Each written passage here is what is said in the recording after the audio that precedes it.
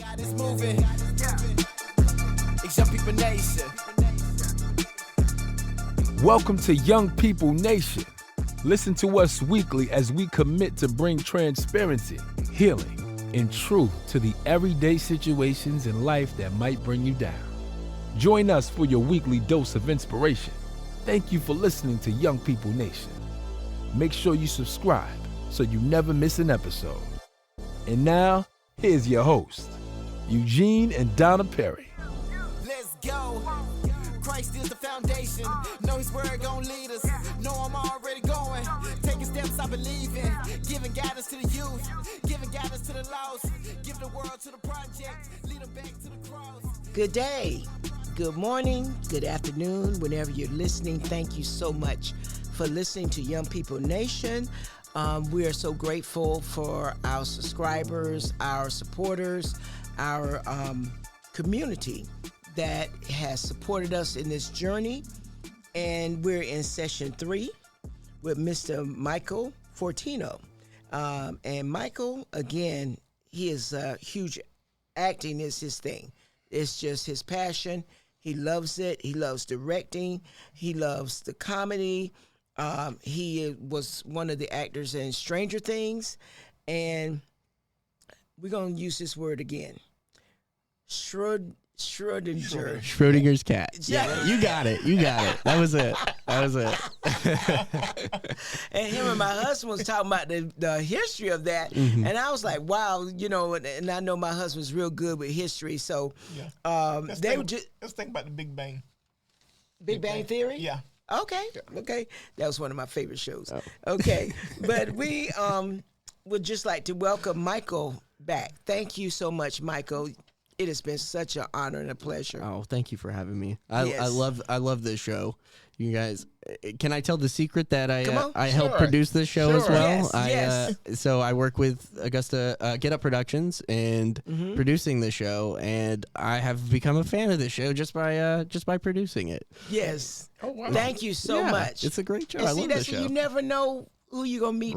Right. It's there aren't enough conversations like this going around. Mm-hmm. And as you know, podcasts can be very formal and about what you're working on, what Right. you're doing, but not enough about who you are and how you got here. Yes. You know, and I think Yes. that's important because Oh, yeah. because like you said, you never know who's listening and Yes. who can relate with things. And I think last guest you had on was very relatable for me. Yes, We talked right. a lot about the similar issues we've been going through. Yes. And it just connected, right? Absolutely. Okay, so this session, we're going to be talking about the fear of making decisions and anxiety, which is a form of mental health and things that a lot of people deal with. Now, Michael, you talked in your previous session about, that process of the abandonment and rejection that your parents went through, which spilled over into you. And now you saw young Michael having a challenge with making decisions, which brought on anxiety. Absolutely. I think when you experience trauma like that at such a young age, and that, that illusion is broken for you, where old people die when you get old. Yes. And I've seen people get sick and die at a younger age, but it was my grandmother who had Alzheimer's. And she was still fairly old. Yes. And so for me, I was like, oh my goodness, it could happen at any moment. Yes. Right. It could come get you. It doesn't matter where Yeah. you are, what you're doing, who Yes. you are. It will come get you. And it's like, it made me hypersensitive to every decision that I made. It made me scared to, do like normal things like climb up trees or Right. Yes. or take a little risk on a trail. Like, oh, this is a little steep. I could fall down. I would never make those decisions. I would just be like, not doing that. Okay. I would never, put myself in situations where I felt like I could be even a little bit of danger Right. because I was terrified. And, though my mom was a big reason that I didn't go off and try more things, it was also because of me. It was also because I was terrified. Okay. What if something happened to me and I didn't know anybody and I was all by myself? And I know that's a common fear with most people. Yes. But at the same time, I'm like, but what if something, it just felt so overwhelming, and it weighed so much on me. Like how I just felt like I wouldn't be able to make any decisions. And with more success in my career, it made the decision making even harder. Wow. Because with rejection, the decision's already made for you. Yeah. You know, it's a no. Yeah. I'm not laughing at it, but it's what you said. It's a no. It's a no. And that's easy. You know, at first you take that so personally. And Yeah. I remember the first rejection I got, I was crying. I was just sobbing because I didn't know why they didn't want me to be in their play. It's like, because there are other kids and there are other people, and sometimes they are better than you. And I'm like, oh. And then when I worked really, and when I was scared and I was anxious, I would just work harder. And we talked about that in the last session. It was just, I would just make myself work so hard. And the positive of that is that I got better, way better. Yes. But when you have more options and more decisions to make, it just makes me, it terrifies me. I can't make decisions because I'm scared. What if it's the wrong one? What if it's the wrong, and it leads me to something, and it leads me to danger, or it leads me down a wrong road. I obsess about that so much. I drive my girlfriend crazy about decisions about food. Because I will just sit there and be like, oh, well, you know, we could do this. I like that too, Michael.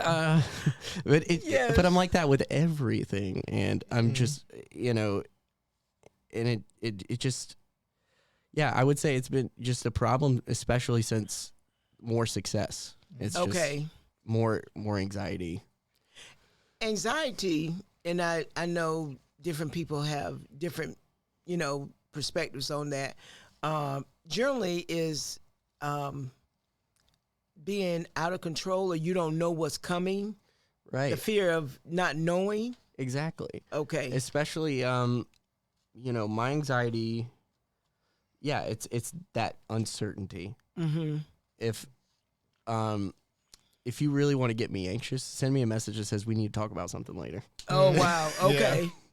or no, we'll just talk about it later. Don't worry about it. And I will obsess about that all day. It's the uncertainty of anything. And I chose the wrong career if I can't deal with uncertainty, because that's all it is.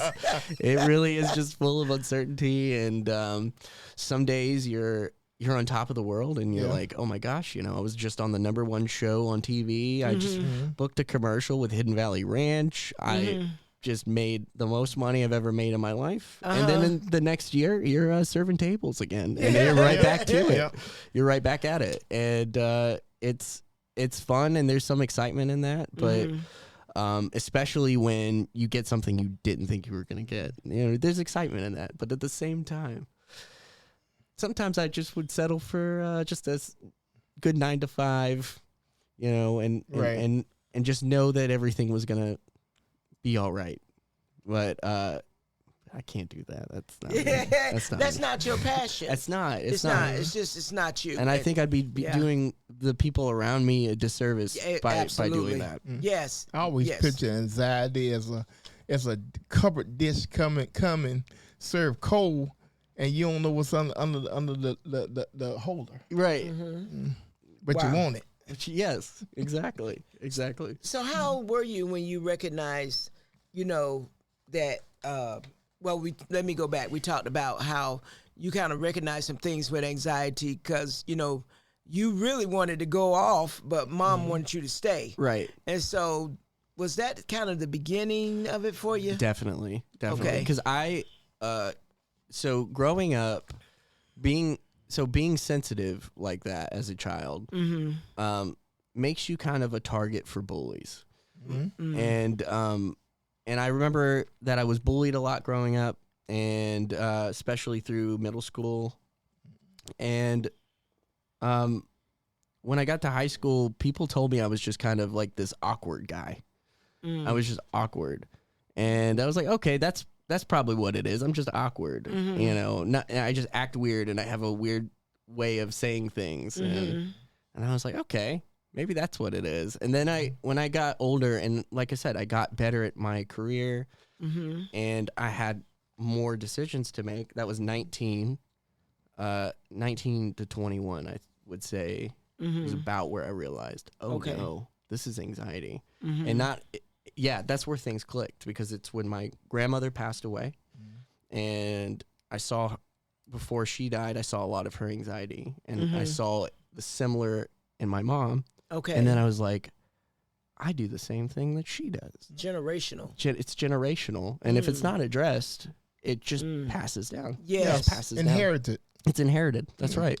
And, I at that point I realized, oh no, I might be in some real trouble here if I don't start at least addressing it and figuring it out. I remember I was on a date around that time, and I was just like, I think something's wrong with me. Oh no! I said, I just think something's wrong with me, and it was like, it's not you. I really think it's me. And it's like, Right. the nicest person. I was like, I really just think there's just something that makes me anxious about making decisions, and it makes me really sad. And it's like, I don't know what's going on. And yeah, I think at that point, I realized some decisions are going to have to be made here. Okay. Well, you start taking your watch off, I know we in trouble. Wow. And so how did you was on a date, she was kind of like, it's going to be okay? Yeah, she was a psychology major. Oh, that's okay. Well, that was a that's great excellent. platform to let that out. It was. And I think she was one of the first people that probably told me, like, hey, therapy might be good for you. Yeah. Well, you got a free doctor advice. She was there. like, we're done. But it was mutual. It was mutual. We were both like, but you know what? I care about you enough to tell you that you probably should seek some help out. See, hey, at least she knew, and she didn't try to come in and fix it and stuff. She's like, okay, now we're not going to work. This is not going to work. And it was correct. Yeah. She was much more mature and grown up, and I was not. I didn't. Yeah, I had some growing up to do. Well, hey, it's better to recognize that before getting to the altar. Absolutely. Oof, that's a whole nother topic. Well, I can tell you this here, decision making and anxiety. I can tell you both of them. I went on a date well before I met my wife. Yeah. And before Donna. and I went on a date with this young lady. And we got in the car, and it was a stick. And she said, this is my first time driving a stick. I was like, oh, I made a decision to get in there, and this is our first time. And she was trying to get in the right gear. I said, oh, my goodness, I ever get where we going? I'm going to walk back. And all the anxiety is, she going to hit the right gear at this speed? And here we go. And when the car jerked back, my head went back and all that. I said, okay, I'm going to die. Are we going to stop? It's because she wasn't supposed to be in the car with her. Yeah, I learned my lesson. I when that car stopped in the destination we got, I had to go to the bathroom real quick. Yeah, because, silence. Okay. Okay. So, all right. When making decisions, the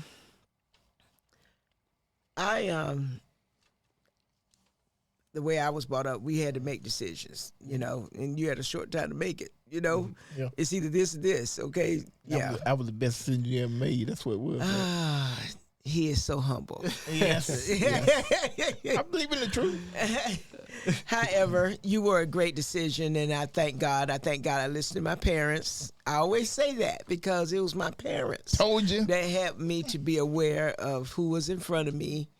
And so, and that's deciding to do life with a person is a major decision. Absolutely. And so it helped me to grow up, and it helped him to grow up. We've been tracking for 39 years. Right. That's wonderful. So goals.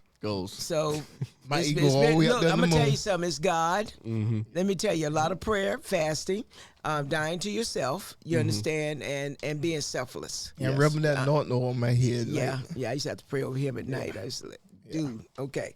But so decisions. I want to go back to you talked to us about in you making a decision to act, that you tried so many other things, but acting was your passion, and that's what you believe you were born to do. Absolutely. However, you had a college professor who didn't believe in that. He did not.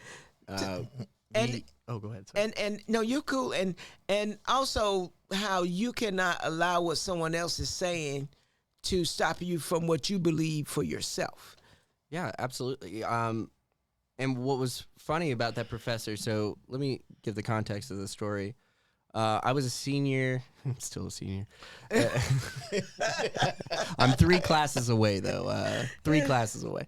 But I was in my senior capstone class, and it's just a group of seniors in a class, and we have a project to put out. And this is the first day, and the professor that is leading the course asks us around the room what our goals are for after graduation. And for me, I was always taught that if you're going to be an actor, that is all you're going to say you're going to do. Because the second that you start considering something else is the second you don't want to do that anymore. You have a job, you could pay to help fund that career, right?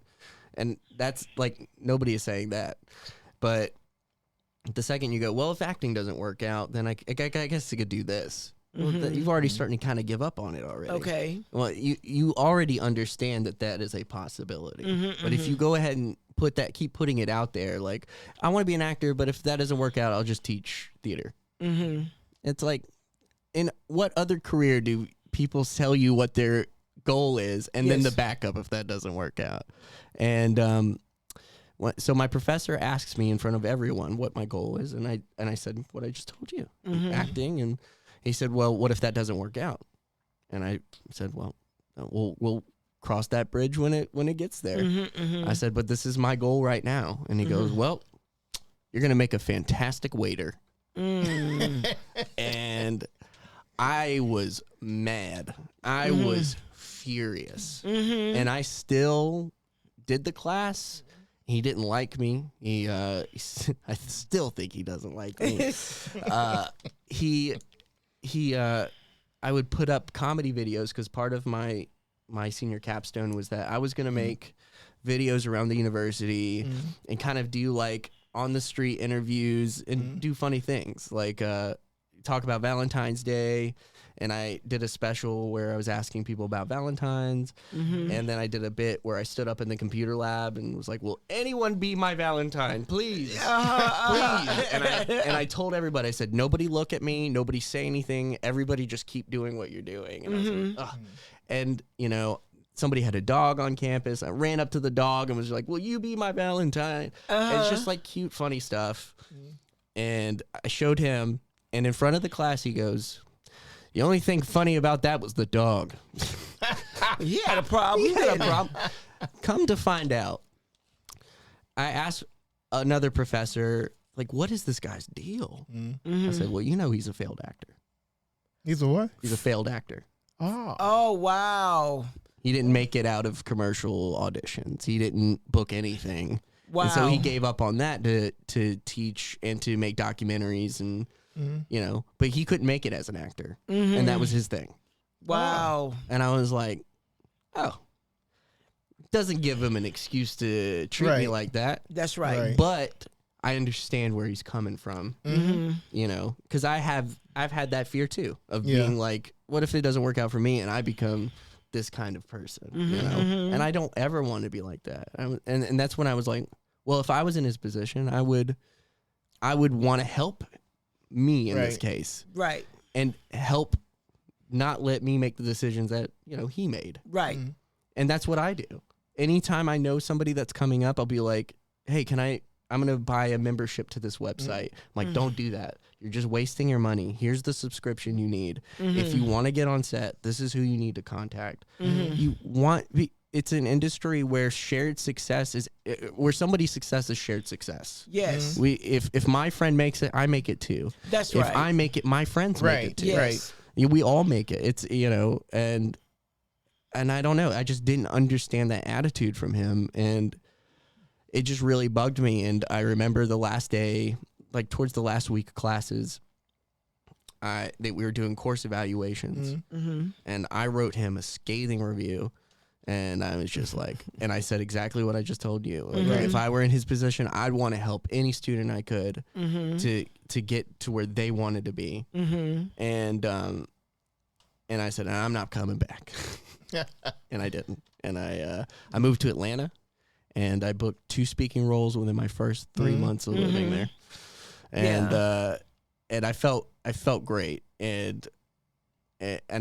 But I proved it to myself, and I proved it to, and just to leave Augusta, he had made me so mad. I was like, I forgot my anxiety for a minute, I guess. Yeah. Because I was like, I'm moving to Atlanta. I'm going to find a place to live, and I'm going to do this. And I did. You made a decision. I made that decision. Right. And I think, as much as I wouldn't say I don't care for the professor.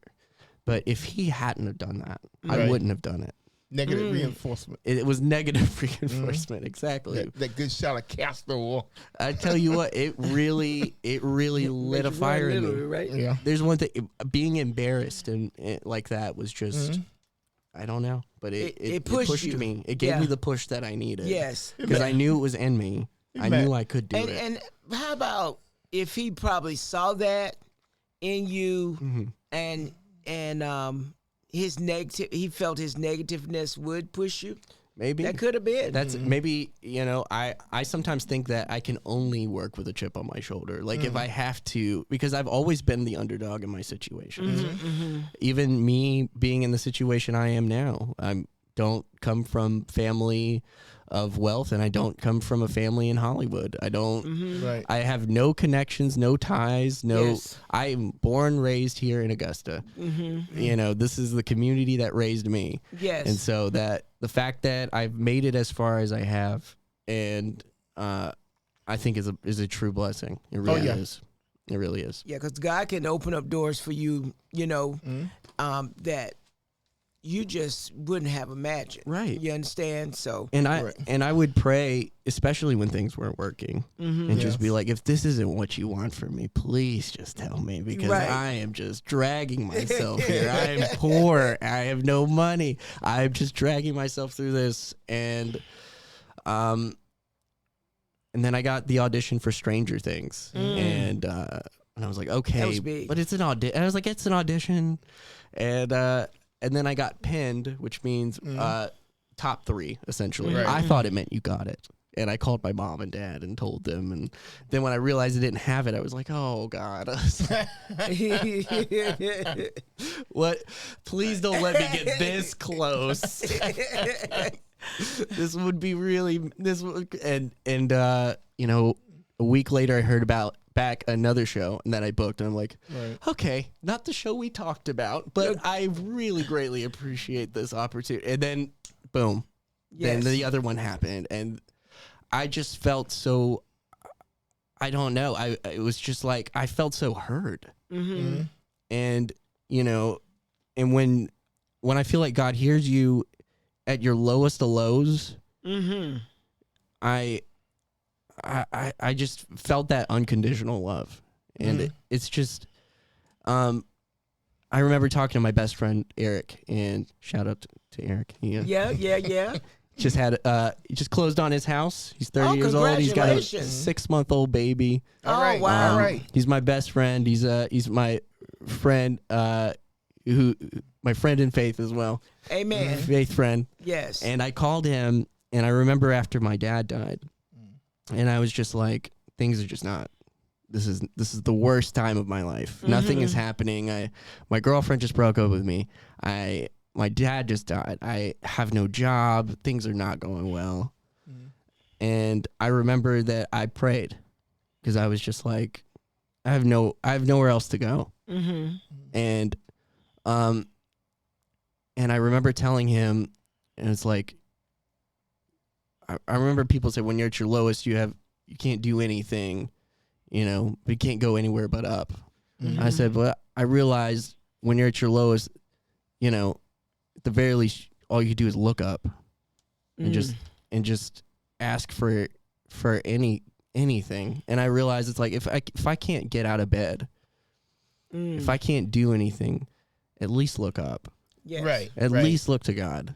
At least ask for his strength. Yes. Because he delivers. Yes. He does. Oh, yes. Don't he? Without fail. Without Yes. fail. Without fail. And, Yes. and it might not be in the ways that you expected or in the ways that you wanted, but usually it's the way that you needed. Absolutely. Yes. Yes.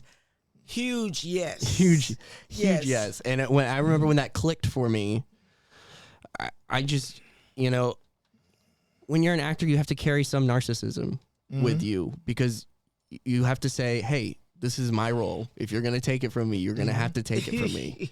And you have to, because sheepish humbleness isn't what they want to see. They don't want to see somebody that, I think I can do it. I probably could do that for you. I need to know that you can. I need to know you can. These are $1 million decisions. Right. Yes. Yes. We need to know that you can. Yes. And I remember when I felt that, I felt so humbled.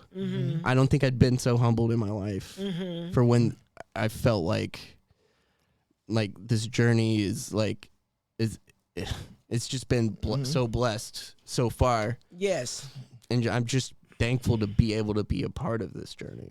And it's good. And it's good to have a real relationship instead of having a Stanfield kind of relationship. Yeah. Where they say like Kramer, Benson, and God, John. Once you got a real relationship and not that With God, yes. or be like you again. Yes. And though, I went to the vacation Bible school growing up, I never felt like I had a connection with God. I felt like I more had a connection with the people that were there. Right. Oh, that's Right. big there. Yes, but I never I felt community in the church, which I loved that. Yes. But I didn't feel a connection. I still didn't feel that connection with God. Right. And I feel like that was the most important part. It of is. the whole It thing. is for And all I of missed us. It. Yeah. Yeah. And I remember when I felt it, I called Eric and I was just like, oh, I get it. I Yes. get what you talk about. Yes. I really understand. And I'm just so, I just remember when I prayed, and this was after my dad died, and I got to be on set again. I just cried. I just cried. I just felt when even, like we said, at your lowest low, whether you feel like you deserve it or not, he's always there. Yes. Oh, yeah. Yes. Yeah. And that's the beauty Yeah. of having a relationship with him. Right. I was just telling my husband, I had a situation recently and I was going to seek out professional, then someone else's opinion. It's like, I heard in my spirit, the Holy Spirit was like whistling, like, okay, I'm right here. If you talk with me, I'll guide you just how to do this thing. Right. And then And then there was me. Of course. I love you. That's all I'm gonna say. However, when I listened to God, I got what I needed, and it was simple. You understand? And we're gonna go back also to, I like that about having a relationship with God and not with people. At the end of, I told my husband I'm huge on this. Even though we're married, I love you, you love me. But at the end of this journey, I got to answer for myself. Right. And you've got to answer for yourself. And so when we're dealing with making decisions, I have to decide and understand God is not going to tell me to do something that's going to take away my quality time from him. And I'm a married woman, so it's my quality time with my husband. Absolutely. And so if I see something that's just pulling me and I ain't gonna have no time, well, okay, I know this is not for me. It may sound good, but this is not for me. Right. Okay?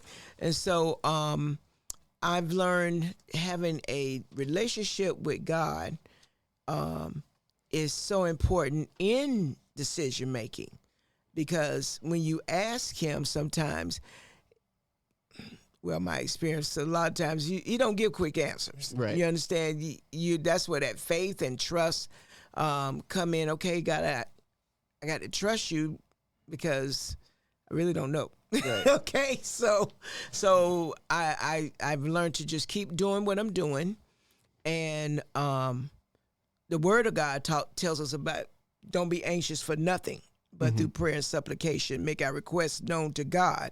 So I think that helps the anxiety. Yes. And so the full link is to God.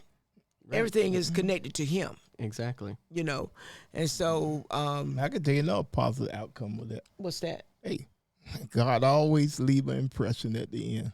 You know it was God. Oh, yes. Talk about it. Like this podcast. Yeah. Oh yeah. Yes. Oh yeah. This is all him and his doing. Oh and yeah. Thank God for connecting with you guys and stuff and getting it done. Yes. And so yep. Don't have that burning bush at the end of the bed. Oh well, don't get no sleep then. We don't want that. Yeah, it motivated me.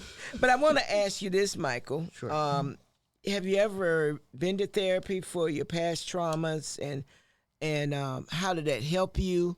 I know you're very intentional with your relationship with God. You just know that you love God. You're not just saying this out of formality. There is a true thankfulness that comes from your mouth, which comes from your heart of how God has helped you journey through a lot of things. Right. And absolutely. And it's just, I get choked up talking about, especially in those moments where I genuinely feel God's love. I get emotional. It's just like, it's so overwhelming. Yes. You know, it's just, and I would say, like, going to therapy, I've tried out a few therapists, and what they've all encouraged me to do, and, you know, I've connected with them one way or another, is more just to dig inward. And they would just ask me questions that I was already asking myself. Okay. And it helped. It helped me kind of make myself accountable in what I do and how I feel and how my emotions impact other people. And so, yeah, it helped me in that sense. Okay. But I think in reality, I will go back to going to therapy. Yes. Yes. But it did bring me, I think it did bring me closer to God. Okay. Yeah. Yes. Because because I asked those tough questions of myself, and when I don't have the answers and I don't know what to do, all I can do is look up. Yes. And, you know. Yeah. And there's things that therapists can't help me with, and these are decisions I have to make on my own. These are conscious choices I have to make and changes that I have to make. Yes. And I realized that I already know what I have to do. I already know what I need to do. It's just how do I find the strength to do it? And Right. Okay. Looking up. Yes. There you go. Yes. Wow.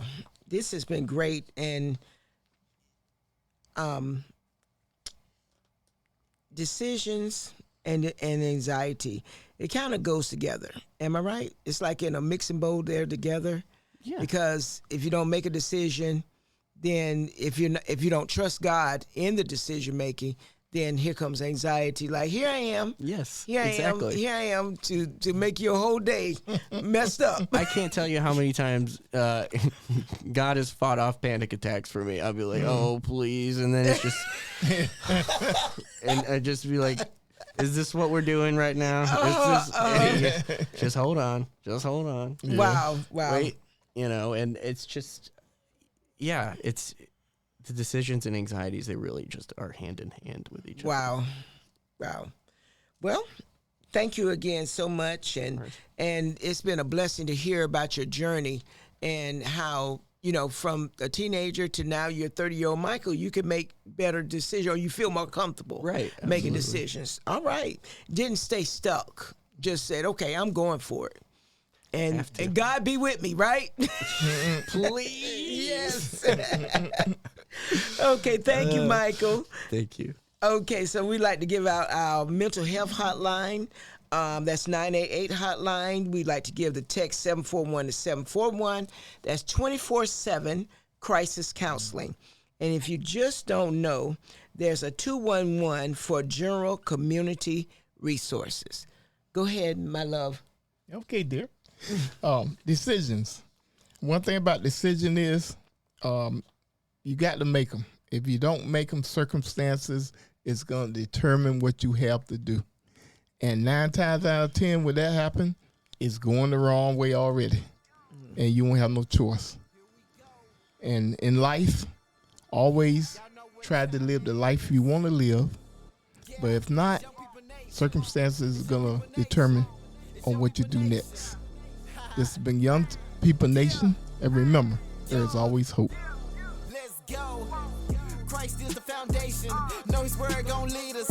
Know I'm already going. Taking steps I believe in. Giving guidance to the youth. Giving guidance to the lost.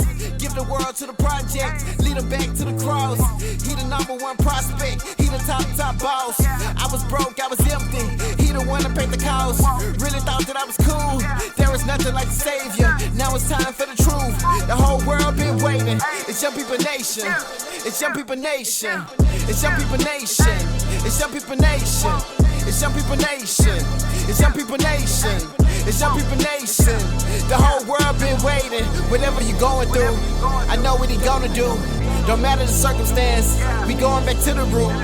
Keep going. Let that seed keep growing. You need peace and we know it. Now it's time to live holy. Young People Nation. You know what time it is. Young People Nation. Get ready, the time is here. Get ready, we vibing here. We about to let God in here. Young People Nation. It's Young People Nation. Yeah, do it for the heavens, you know where we going. Influenced by His love, you know we gotta show it. It's time to put the youth onto what God is doing. Cause I can tell you now, right now, that God is moving. It's Young People Nation.